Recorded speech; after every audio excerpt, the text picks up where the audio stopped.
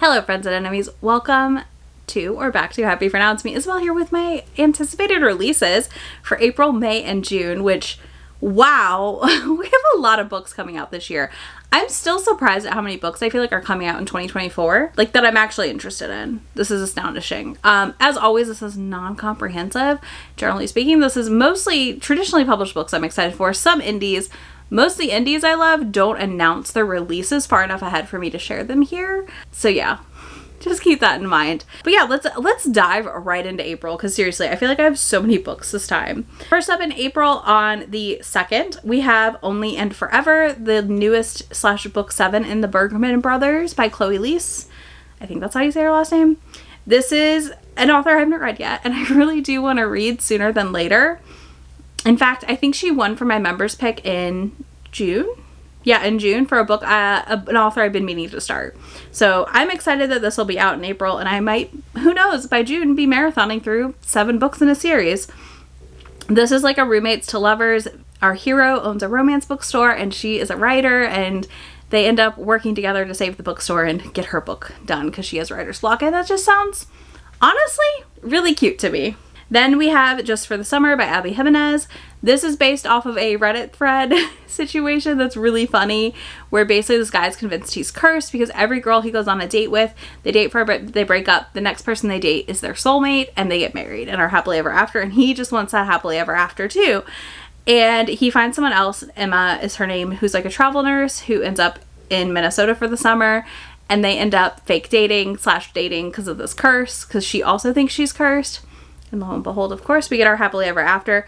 I'm curious about this one. I have seen some mixed reviews already, but I'm still excited because I do find, for the most part, Abby Jimenez's newer books, I've not tried her older works, her newer books for me have all been very fun and enjoyable reads.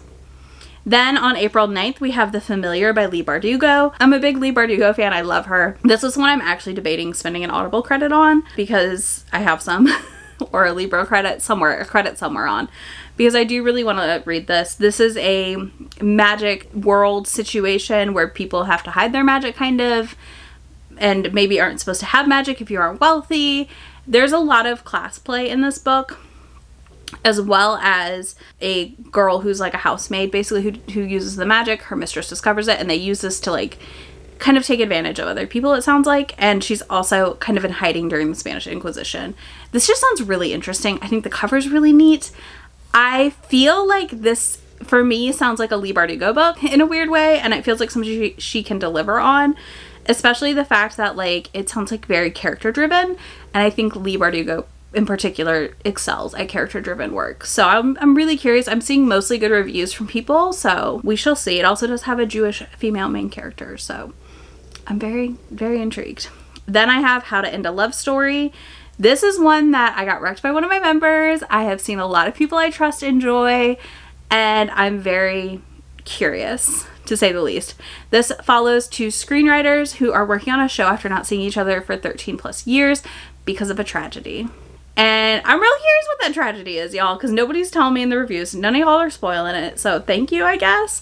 But this just sounds really interesting. It's kind of giving me Helen Wong vibes from the description, so I'm really intrigued to see what I think of it. I don't know a ton though, and it seems like one that I don't want to know too much going into. Then we have The Prospects.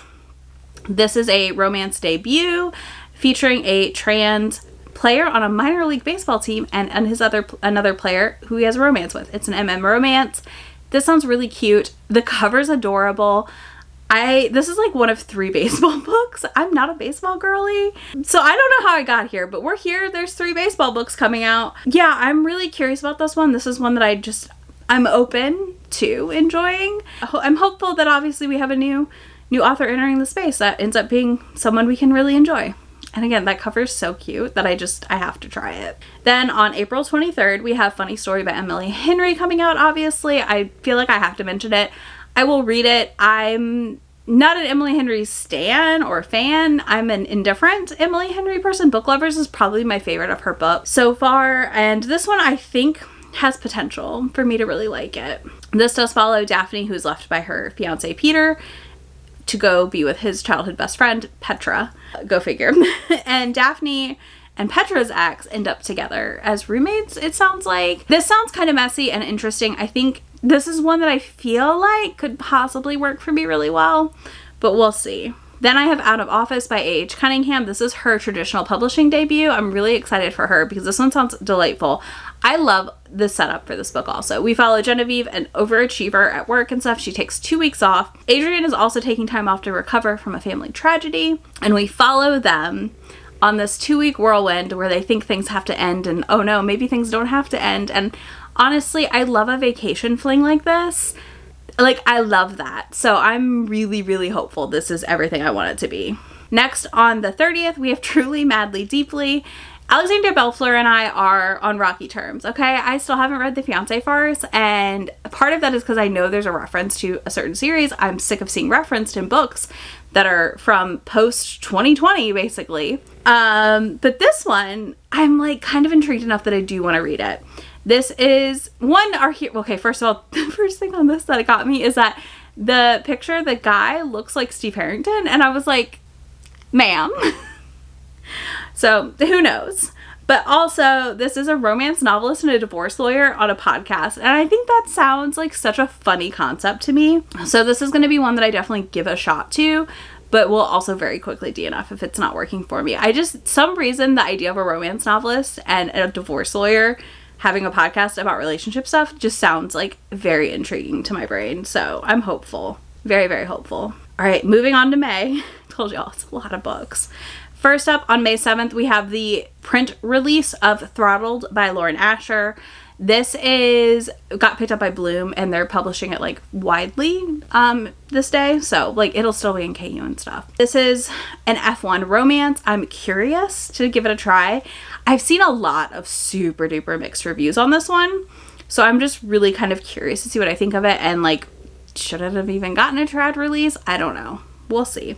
Then we have Love Lies and Cherry Pie. This is another Jackie Lau book that I adore. I adore her titles. Jackie Lau has a way with titles for her books. I love it. I'm obsessed. This follows a barista and a writer named Emily who keeps hearing about how great this guy named Mike Chan is from her family. She is the last single sister in the family. They're trying to set her up with Mike. So she decides to get Mike to fake date with her. And of course, it goes from there. I think that sounds really funny. I love this cover. I think it's really just charming and eye-grabbing, so I'm at the very least intrigued by it, so we'll see. Next we have You Should Be So Lucky, a Cat Sebastian historical set in the 60s. I'm loving that we're finally getting historical set in like historical tech. Okay, listen, thing you people don't want to hear. Historical is technically like anything over 50 years old, okay? I think it's like the gap there. So like getting some stuff set in the 60s I think is really fun. But this is a historical baseball romance again. This is a queer grumpy sunshine story, a sports reporter who's actually an arts reporter, and a baseball player that's having his worst season ever. This cover's adorable. I don't know, something about this premise sounds really fun. I'm at the very least, again, intrigued to give it a shot. Then we have on the 14th, The Honey Witch. This is one that one of my members mentioned. Thank you so much. This is a sapphic cozy cottagecore book, and listen, I'm here for it. I'm excited for it. I'm curious for it. I want to see how it is. This follows Marigold, who's swept off to a cottage with her grandma to train to be the Honey Witch, but the caveat is there's a curse to being the Honey Witch, and it's that you can never fall in love. And then we have Lottie, our grumpy skeptic. Yes, please. This sounds really cute. I'm very, very curious. Then on the 21st of May, we have a couple more. We have Looking for Love in All the Haunted Places. This is one that I am very ready for reading and like some people to review. I'm super intrigued by this because it sounds really fun. It's a great title, right? Like it catches your eye. It's a fun cover. It has the potential to be something I love, and it also has the potential to be something I absolutely despise. So this follows Lucky Heart, who's like estranged from everyone and believes in magic and stuff, or parapsych, something like with magical stuff, right? She ends up getting on a haunted house show and has chemistry with the host. It just sounds interesting at the end of the day to me. It sounds like such a different setup from a lot of the other witchy books we've gotten recently. So yeah, I'm curious to say the least. Then we have Second Night Stand. This is a sapphic romance following a ballerina and a burlesque dancer who have a one-night stand but break their rules of only once, one and done. They have to work together to win a dance competition to be able to continue both their careers, basically, to save the ballet that she dances at and to save the place that she does burlesque. So, but yeah, this sounds interesting. I'm really curious about it. I love the cover. I think it's really fun and sassy, different. It stands out, so we'll see. Then on the 28th, we have a YA title I'm excited for called 12th Night. This is Olivia Blake's YA debut. I will be reading it. I have an arc of it. This one I think is interesting because it has one of my favorite setups, which is like they play a video game online together and one of them doesn't know who the other one is, kind of. And this is a girl who's kind of nerdy into herself and the star football player. So that just sounds really fun and cute. So I'm hopeful that I just adore this and it's a good time. All right, let's talk about June. Whew, we're almost done. Okay, first up, June 4th, we have Isabel and the Rogue. I still need to read Anna Maria and the Fox, and I'm going to because I've got to get Isabel and the Rogue to read as well. One, it has my name. She's a bookish heroine. I talked with Liana de la Rosa at Steamy about this book. We follow each other on Twitter. I'm never going to call it by its actual new name. But anyways, I follow her there. She's delightful. When the cover reveal, she was like, wait until you see the cover. It's coming soon. And I was like, I need this so badly. So I'm very excited to get this cover in my hands. I'm excited to read this.